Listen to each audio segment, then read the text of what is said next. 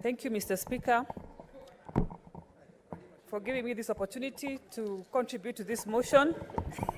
First of all, Mr. Speaker, I did not know that there are people out there whose work is solely to count how many times we speak in this Senate.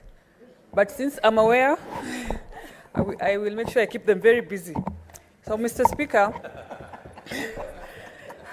Speaker, the issue of having dialogue after every election cycle, just like my colleagues have said before me, is one that must be discouraged, because we put a lot of resources into the election process, and we have encouraged this kind of impunity every election cycle. There are individuals who know that they can twist the process to get into government in the back door. Our head of government, who is the president, supports this dialogue. And because one of the agenda for Kenya Kwanza in this dialogue is creating an official opposition office, which I support fully, because we appreciate that Raila, who is the current person in question that we are discussing today, he got a considerable number of votes. And the issue of winner takes it all has been a thorn in the flesh in the Kenyan elections. So, in that matter, Mr. Speaker, I support... What is the point of order, Protect Senator me, Mr. Mazayo? Speaker. Protect me, Mr. Speaker, from the minority leader. Just take your seat, Senator Karen. What is the point of order, Senator Mazayo?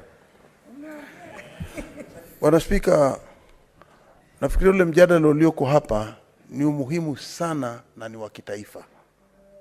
Lakini ukisikiza matamshi aliyoongea dadangu Senator, kwa jina la heshima dadangu, na matamshi aliyosema ya kwamba hapa tunaongea juu ya baba Raila Amolo Odinga, bila alivyosema, je, ni sawa ama si sawa? Na kama Senator si sawa, Karen, anaweza kuondoa maneno hayo. It's okay, Na kaomba msamaha. Senator Karen, the motion before the floor is the National Dialogue Committee.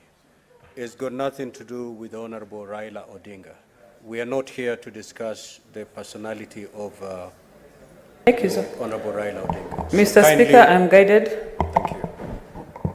As I was saying in conclusion, the issue of winner takes it all in our election has been a thorn in the flesh. And if this dialogue is going to address this issue once and for all, I support the creation of the official opposition so that we can keep Raila,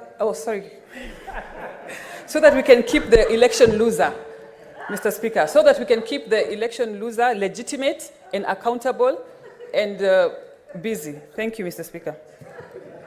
Senator